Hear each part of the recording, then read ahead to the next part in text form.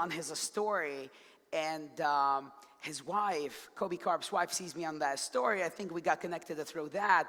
Then I remembered one time she made an offer on a house that I owned, and she lowballed the heck out of me. Like, I got offended, right? So she falls like, yo, you guys are that people that like you lowballed me, like it's not gonna happen. But then I figured out who they were. I started Googling them. I was like, oh my God, I want to meet you, right? I want to come to your office. I want to meet you guys. Then I actually went into their office, met them, and then unbelievable people. And then I started reading more about Kobi Karp. Kobi Karp has designed over $36 billion worth of development all across the universe, not just America.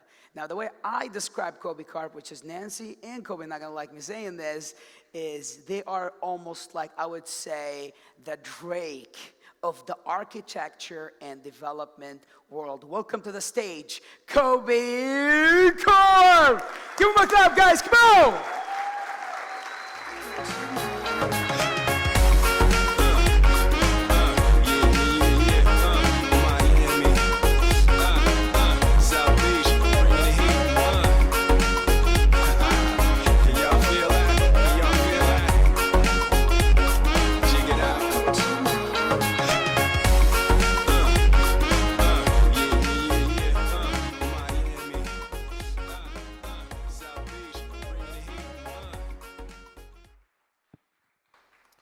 So, number one, Jalal, I want to thank you very much, not only for having this event, but having us all here. It's very unique. Jalal is a very dear friend, and, you know, like you mentioned about Nancy, she did lowball him, and that's why we are here, and he liked it very much. It's a long story, and I'll give you a little bit of a background on me. Number one, I want to say thank you for having this event, because this is a very important event. There are people here, like my son, my wife, Neil Hernandez, and other people in his family who have basically grown up in the community. And so what you heard about Miranda talk, or about Marcos, we're all different. The one constant about all of us here is that each individual person in this room is different than the person sitting next to them. And not only are we different from each other, we are different as time goes by. Time is the constant change that we all have. So the Kobi, or the Miranda, or the Marcos, or Jalal in front of you are completely different than we were 20, 30 years ago. I'm 57, November 1. My wife and I have been married for 25 years. We created this economy which employs people, supports the community. But most important, what I wanted to do, you know, when Jalal said, Kobi, why don't you come here and speak? And I said, you know, Jalal, I don't really talk to a lot of people about myself. I talk to people about the projects we do, whether it's development, resorts, hotels, but really, I never really speak about myself. And so I'll give you a little bit of a prelude as to who I am personally. I was born in a third world country back in 1962. When we opened up the window, we had ventilation. It was called air conditioning. I was lucky enough, by the age of 10, the neighbor upstairs got a TV. It was a Zenith. It was black and white. And it had 2 channels. One of them was from Jordan. I lived in Israel, and Jordan is where we would steal the TV from. They had TV. We would steal. And then we had the Israeli TV, but that was only during certain hours.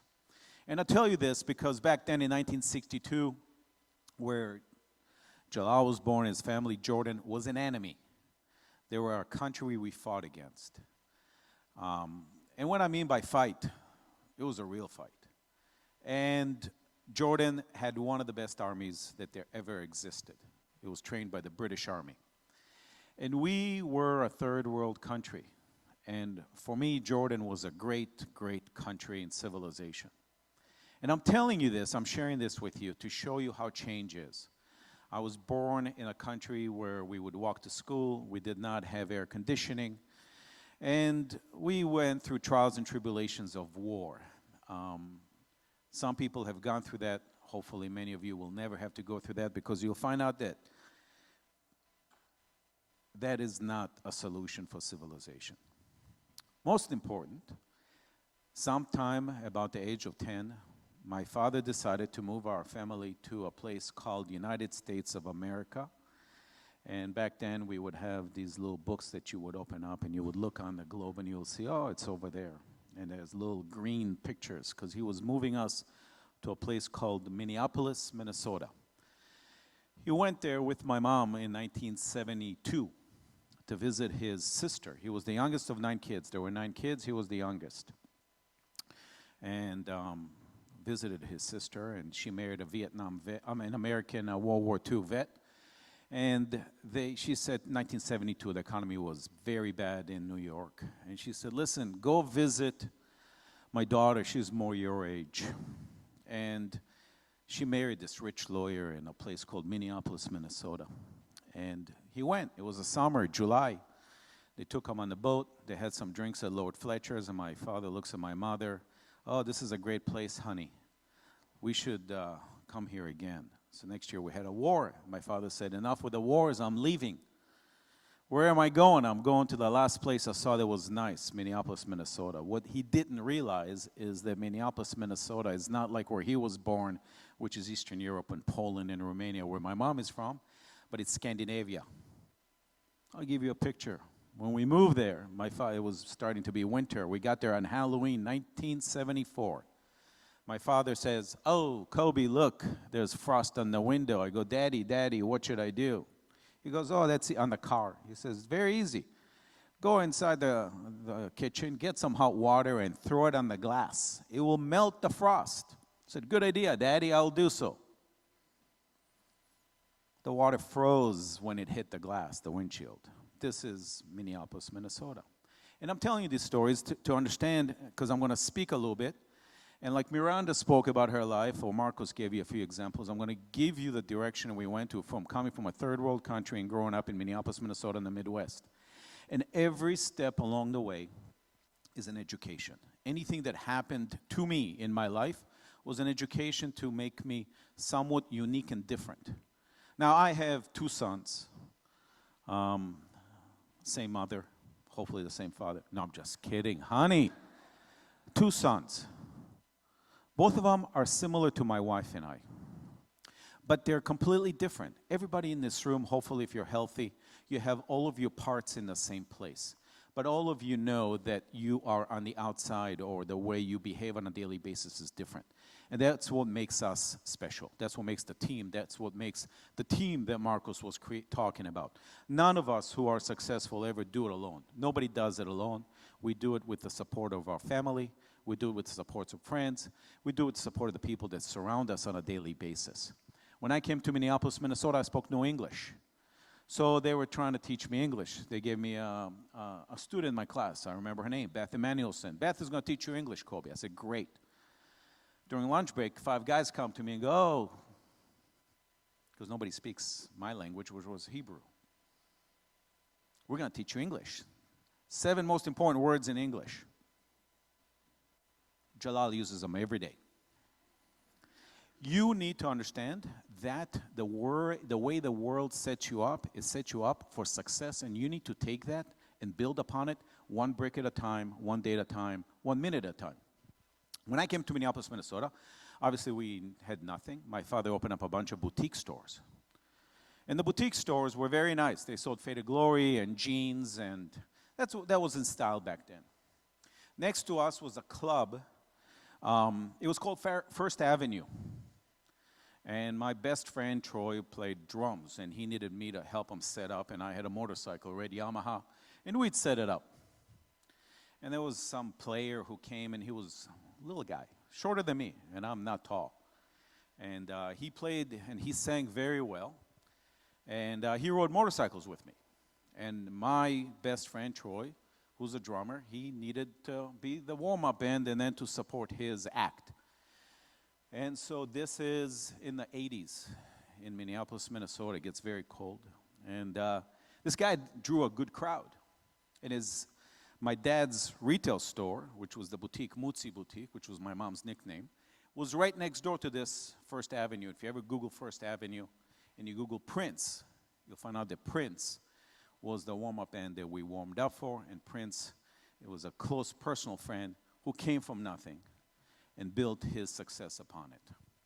And what's important to take from today, like Mario said, is tomorrow Sunday and then Monday you'll show up, is that every second counts. Every second you sit in here and you are here with us is what's going to build your future. Just like I gave you the example about Prince and Troy, what happened is that I could not get a job. Minnesota was a very bad market. So I decided, my father walked in and said, you know, Kobi, you should go get a job. And I'm 17, 18 years old. So the most important thing that I could get as a job was something like working in El Torito as a barback. El Torito barback was at night. I had the days free. So during the day, I would work in a Sinclair gas station and pumping gas. Because back then, we would pump gas for people. Now, you have to understand, this is Minnesota. When you pump gas in Minnesota and it's December or January, it is cold. And I did that. And then I did El Toritos. And I didn't know that those steps of being born in Israel without air conditioning, pumping gas in Minnesota, working in the back of El Torito's restaurant, because when I went to college and I wanted to pay for college, I would work the night shift in hotels. I worked at the Sheraton Hotel at the front desk, the night shift that nobody wanted. People did not want those shifts. And I thought, oh, I was so great. I'm going to school, I'm studying architecture, I'm going to be very happy with it. Never did I think I was going to be successful. Success and money never entered the composition. When I graduated college, I thought if I ever make $100,000 a year, I'll be very, very happy. The way you sit here right now, you're just a little point in time. What you can be in the future, the only one who restricts you or makes up that composition is you. You yourself are responsible for that. When I went to school and I worked at the Sheraton Hotel at the front desk, it taught me. It taught me what it is that people want. The most important thing to do is service. People come in, middle of the night, they just drove a truck, they need a place to stay. They had a few drinks, they need a bed. We had a law. If you come in and you're drunk, we give you a room for free. I worked at Target. I worked in Target in Knollwood, Minnesota. It was called T2. Target store number 2. They hired me for Christmas. They needed somebody to stock the shelves for the toy department in Christmas, which gets very busy. After Christmas, you're out of there. The lady who was running the photo stand, the photographic and the record players across from the toy store, saw me. I was cute. I worked my ass off. She said, I'm going to hire you after Christmas to work in my department. And the way it worked is very simple. You get minimum wage, everybody gets minimum wage. But if you sell, well, we had tape recorders. Remember those cassettes that you put in? And you guys don't remember that. If you sell a certain amount by a certain time, you get a bonus. And my bonuses at Target were quite high. And I made a lot of money, which gets back to what Marco said. I didn't ever want to leave Target, but I had to leave Target. I had to leave Target because I couldn't work in the day because I was going to school. I was studying architecture. Actually, I wasn't. I went to a public school in Minneapolis, Minnesota, and I was accepted to Minnesota, to the Institute of Technology to study environmental design. I wanted to study architecture, but I studied environmental design. The environmental design became very important, and I'm giving you the sound bites to understand how it is that I was built. Later on in life, I became an architect. What I found out is that in order to be successful, what we want today is green environmental design. That degree helped me a lot. When I was working in the hotel, and later on in life, people came to me and said, I want to design a hotel. I understood a hotel from inside out. I understand the restaurants. I understand how the kitchen works. I understand how the drains work. I understand the hot line. I understand the cold line. I understand how to make money. I create value. That's why people hire me. I create value. I create value when you find a piece of land. I create value when you find a hotel. I create value when you buy a house. I create value when you buy anything. And because I worked in the field and I understood construction, contractors like me. I have a CGC license. I never use it. I never use it because all of my contractor friends said, Kobi, we'd rather you don't build and don't compete with us. I do one thing and one thing only. I design. I'm an architect. I don't build. I don't develop. I don't sell real estate. I design and I make money for people.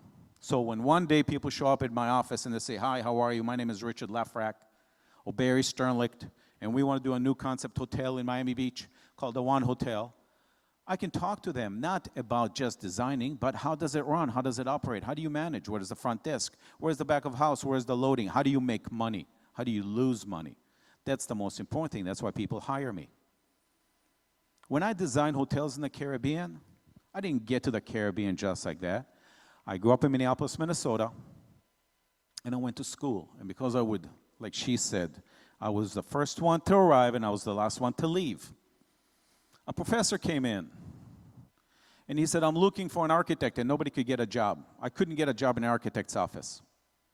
What did I do? I went and worked construction. So I would work shoveling snow in buildings after they were being finished.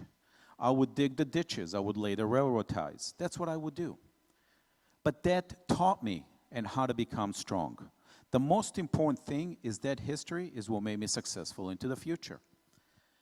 What's interesting about it is that when I arrived in Miami in 1988, which was Miami Vice and Scarface days, and my wife, who was back then my girlfriend, we had a hurricane called Hurricane Andrew in 1992. And I was working for a company that was building hotels in the Caribbean. And we had the hurricane, and I had a Jeep Sahara, you know, the Wrangler open. And we would get in the Jeep and drive to South Miami and see all of the damage that happened. And we would write the reports for the insurance companies. We collected one house at a time, 35 millimeter camera, we would photograph it, and she would send the billing in. That's how we made the money. That's actually how I was able to pay for the engagement ring. Actually, no, I didn't pay for the ring. I only bought the diamond for the ring. I didn't have money for the whole thing.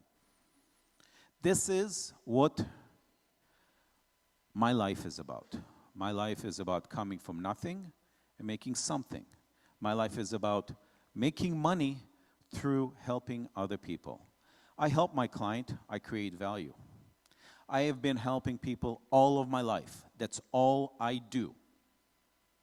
We all have hardships. We all have tribulations. We all have sickness. We all have success. But the most important thing we can do here is to help each other. That's what I do every day. Jalal is a brother. That's why I'm here. The people who surround me every day are people who help me make money for them. If you have nothing else to take from my conversation here today, just remember that. The reason I have been able to build the Four Seasons Hotel in Surfside is because I was able to come up with a solution that made money for people. It's a historic building. They couldn't pay the bills. The rich members became poor over time. They couldn't pay the overheads. They hired a lawyer. He told them, oh, if you hire me, I will get you to save the taxes. On the real estate, I'll make you historic. They called me up. They said, Kobi, what do you think about that? I said, you're throwing your money away. They said, you don't know what you're talking about. You're just a young kid. We're going to hire the lawyer. They hired the lawyer. They went through the process. You can't save money on a historic building if it stays private. And this is a private exclusionary club. Protestant, you can come in.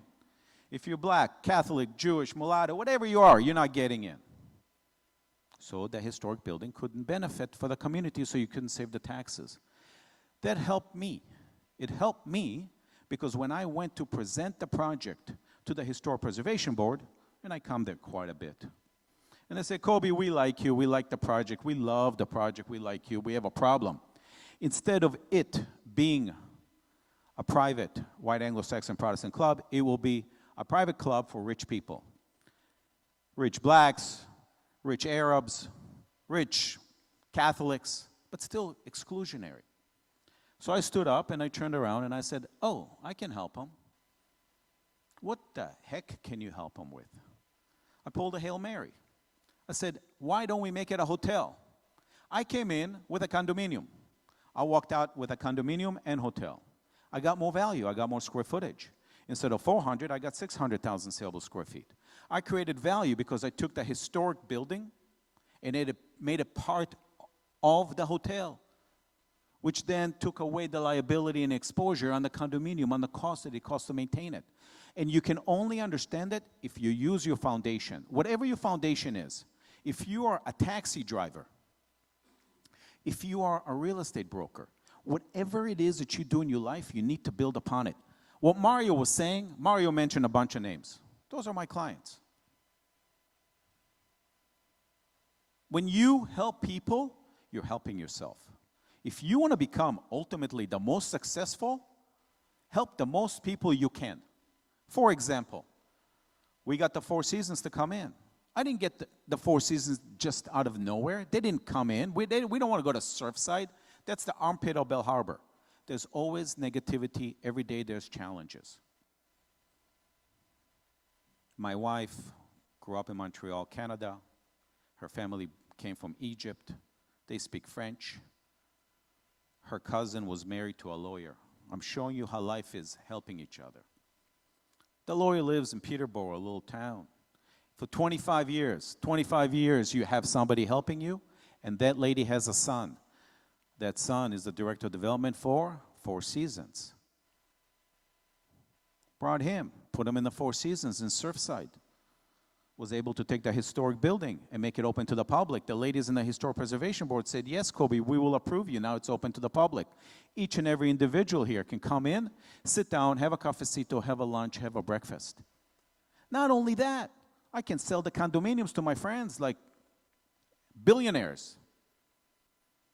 And it doesn't make any difference if you're a millionaire or if you're a billionaire. Like they said, money means nothing. If you have your health, if you have your family, that is the most important thing. If you can help other people, you'll be the most successful person. If you're successful, success comes in many levels. I have people working for me for 18 months and 18 years. They brought their families here from Venezuela. I signed for one person, they brought their whole family. You want to take something away from today and make yourself better. When I met my wife in 1991, we got married in 1993. Time changes. The most valuable commodity you have is time. Nobody can reproduce time. Time is more valuable than money. She worked for a Federated store. Tough women they had, all working there. She said, oh, come on, Kobi, we're going to go to New York City and we're going to watch the Thanksgiving parade. I said, oh, wow, this is great. Sit here next to this lady. Hi, what's your name? Kobi. What's your name? Katie. Katie Couric, she put me next to. Those girls were they all only had women working for them, right? Gets back to what we were talking about. If you do not use the women force that you have, you're losing away 50 to 51% of the population. You're stupid. Period.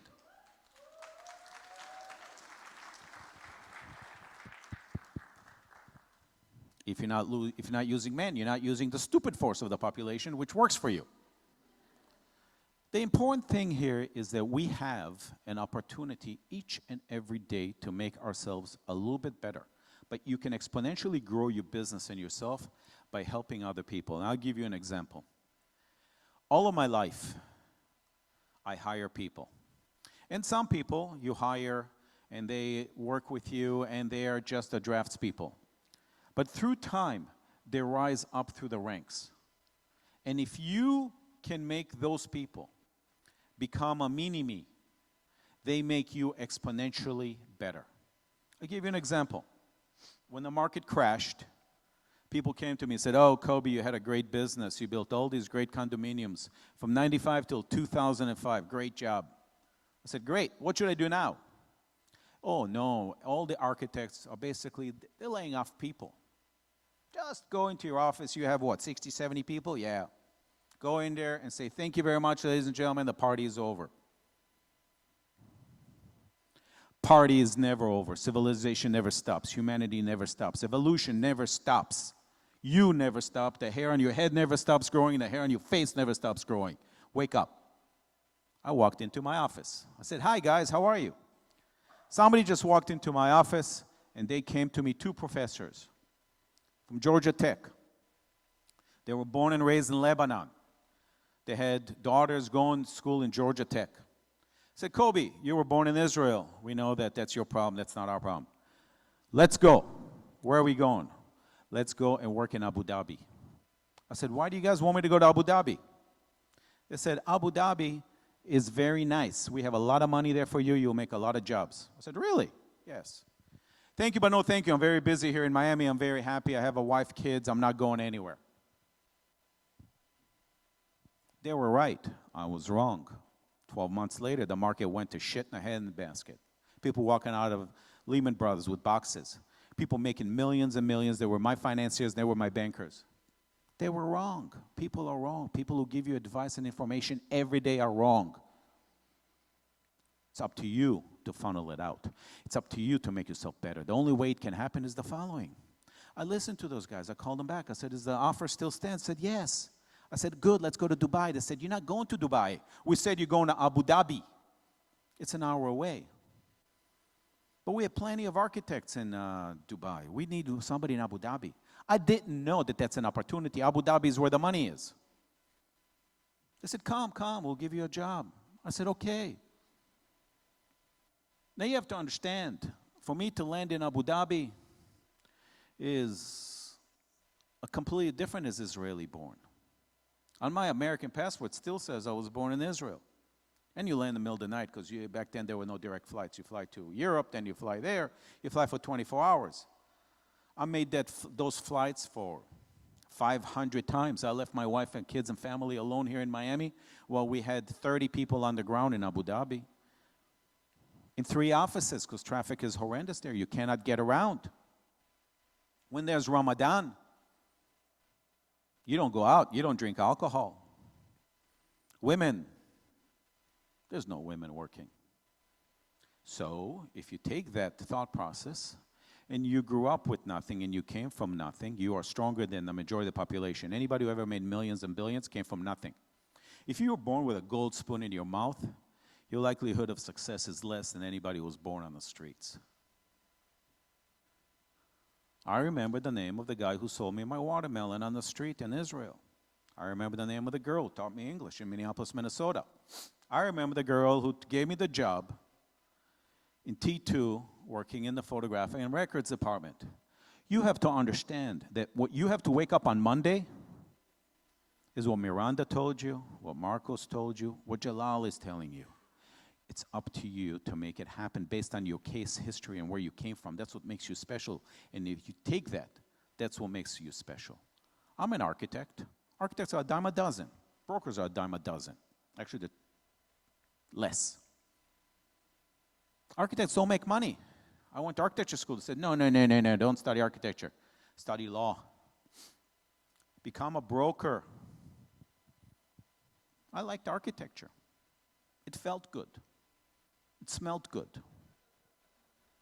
50% of my class was women. The women did not succeed. They fail, generally speaking. But architecture was an enlightening subject. It taught you about humanity, about civilization, about the history. It taught me about the history of the people from wherever you come from. I know about your history. When I meet you, I talk about you. When I see you, I speak about you. When you're paying attention to your phones, I'm looking at you. When you're on your phone all the time, I'm looking at you because I'm with you. That's why I'm here. That's why you need to focus. If you want to win, you focus. I don't do drugs. I don't get drunk because I don't like to lose control. This is a drug. Welcome to the drug. You want to use it, go ahead. But it's also a lifesaver. I can tell you stories how this saved my life like there's no other. But the most important thing that you need to understand is what can make you can break you. I gave you an example, the Four Seasons Hotel, the one hotel. I can give you examples of how we make money and how we lost money. I'm not going to do that. I'm going to focus on what makes you special. So when you walk away from here, you understand you have one thing that sets you apart. And that's what you need to take away from here. There's only one Kobi Karp. There's only one. I was in a class. They called me up from Minneapolis, Minnesota. How the hell did you become so successful? Nobody from Minneapolis, Minnesota goes to South Dade. I grew up in Minneapolis. They told me, Kobi, there's a Dade-Broward County line. You don't go south of Dade. You don't go south of Broward County line. Nobody speaks English down there. It's a third world country. It's a banana republic. They're 100% correct. I show up for work at sunrise. I don't work 5 to 9, 9 to 5. I work 5 to 9. When you are able to do that to yourself with yourself and be with the most important thing. I have 2 important projects. People say to me, oh, Kobi, what's the most important projects you have? I have 2 projects ongoing. One I've been working on for 17 and one for 23 years. One is my youngest son, one is my oldest son. They're the projects who give me the most pleasure. And if you can get that in your life, to find out what it is that you love like that, you will become so much stronger. Miranda spoke to you about the trials and tribulations she went. Marcus told you about the money he made. You have to understand that what makes me, Kobi Karp, special is my ability to take energy from you based on who you are and where you came from. I can walk in with my shirts and my t-shirt, straight out of bed, and talk to you like I'm standing here in a suit in front of you. I can't sell you anything because what I sell is the truth, the whole truth, and nothing but the truth. I sold the historic building because it was the best solution. I sold the one hotel because it was the best solution for the site. They went to the city 5 times, never got it approved. I woke up on the stage like I'm talking to you now. And Deutsche Bank gave us the money. And the guy walks me up, Gavin, he says, oh, by the way, Kobi, if you don't get it passed today, we're going to lose our financing. It's not much. But the financing was $750 million. Do you think I didn't get it approved that day? You must succeed, but you can only succeed if you're selling the right thing, if you're telling the right story, if you're telling the truth, the whole truth, and nothing but the truth, so help you God. I create value. I create value because I give you what is correct. When I showed up in Abu Dhabi, they told me, Kobi, your contract is here. I said, just tell me the number, guys. I come from Miami. I have no work. I was honest. Oh, here's the contract, Kobi, and the budget is 5. I said, okay. I went back to Miami, and my wife made out the contract. We sent it out. It was for $5 million US. That was one contract. It was the smallest one. You have to understand, I didn't study my clients very well. I knew them. They were my friends. That's why they gave me the contract. But I didn't figure out that because they're British, they made their calculations, not in US dollars, they made it in British pound sterling. And if you look back to 2005, the British pound was 1.8 to $1. I left 80 cents on the dollar. They loved me. I made money on the 5 million. I made more money on the other contracts. And when the economy crashed, the family who I worked for came in and said, Kobi Karp was honest and truthful while we were successful. And now that the oil is down 50 cents on the dollar, we're going to keep Kobi because Kobi took care of us and gave us a good price. Things that happen to you in life come back and help you. When the market crashed, I continued to work in Abu Dhabi and Saudi Arabia. When I learned to work in the back of a hotel, I was able to design a hotel better than anybody. That's why I'm special in hotels. Nobody can design hotels better than me, and I'm not being cocky. It's a fact. Every hotel I do is successful. Every condominium I do is successful. Houses for sale. Kobi Karp does a house, it sells like that. Other ones are on the market. Because I understand my clients, I understand my market. I know what you want. I know what you want, and I sell it to you. I make it for you. I create it for you. Think about it.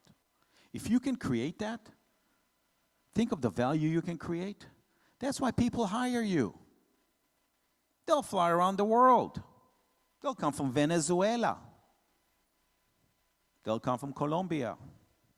They'll come from Russia. They'll come from Turkmenistan. They'll come from Ashgabat. They'll come from Russia. I built in Sochi when nobody even knew what Sochi was. People still don't know what Sochi is. You have to understand that each and every one of you here are not Americans. How many people here were not born in the United States of America? Raise your hand. Not born in the United States. How many people were born in the United States of America? It's a 50-50 shot. Oh, no, I'm sorry. Let me take you a step further. How many people here, their parents were not born in the United States of America? Oh, look at that. That's an 80. I wasn't born in this country. My son was born here. Guess what? He's playing with a handicap. If you're not born here, if you came from nothing, if you understand what it's like to be nothing, if you understand what it's like to sleep in a car, like Jalal, you understand what it takes to build this country. The people who built the railroad tracks, Flagler, J.P. Morgan, all those people, Edison, who invented so much, they didn't create something. Their father, their mother didn't give them anything. Miranda came from nothing. Marcos, did you come from something?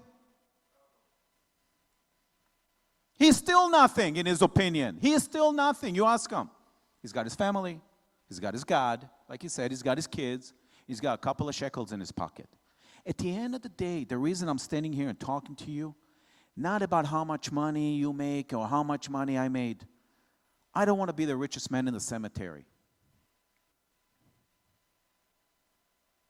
And my buildings are not going to be around me on my deathbed. I love them. They're nice. People talk nicely about them. Oh, thank you so much, Kobi. Oh, you're the famous Kobi Karp. Oh, I love your building. Thank you so much. Makes you feel good at the heart. At the end of the day, it's a personal relationship. A personal relationship with your kids, with your friends, and with your family. The personal relationships is what matter. He who loses his cool last wins. He who loses his cool first, loser. I don't care how you present it. That's the way it is. I don't care if I'm working for Vladimir Putin, who I've been working with and for 20 years. I work in Abu Dhabi. They took me to Abu Dhabi. That was the best thing they could have done for me instead of Dubai. I made more money in Abu Dhabi than any other architect, and they took everybody. But that doesn't matter. I created relationships. I created friends. I got knowledge. It made me better, made me stronger. Nothing can knock me down. Nothing. I shoveled snow. I cut grass. I lay railroad ties. I pump gas in the winters. I know what it takes to come from nothing. But better yet, when I come to St. Lucia or in Grenada and I hang out with the people, you are part of the community. And if the minute you understand that that's who you are, you're automatically humbled. I have 2 boys. They want to be architects like this. Nope. Guess what I'm going to do with my company? The people in my company are going to continue to run the company. They're going to benefit. They work there every day. The people who've been there for 18, 15, 10 years and put in their blood, sweat, and tear, they're going to continue to do so. It's their company. They will succeed or they will fail based on their merit. My son, who sits here, he will succeed and he will fail based on his abilities to communicate, to think, and to help other people. I'll give you an example. The guys who showed up in my office, who brought me to Abu Dhabi and helped me when the rest of the market crashed and I didn't have to fire my people like everybody else, which was very critical because when the market came back, guess what I had? I had ammunition, I had staff, I had people ready to go and attack again. Those people came to my office. They were the enemy when I was a little kid growing up. They're not the enemy, they're my friends and my family. You don't have any enemies. Anything that's negative, any negative thoughts, feelings that you have in your mind, in your heart, please delete them. Like she said, you got to go out there and make the call. If you don't make the call, you got 0% chance of winning. I went to Abu Dhabi. It was the best thing that could have happened to me. Business-wise. Family-wise, I was gone 50% of the time. I can tell you about the trials and tribulations, but that's not what I'm going to tell you. What I'm going to tell you is what you have to take away is what it is that's going to make you better. What's going to make you better is help a person that you are dealing with on a daily basis. That's all it is about. Thank you for your time. Wow. You killed it. You killed it. I'm the man. I'm the man. Wow. Wow.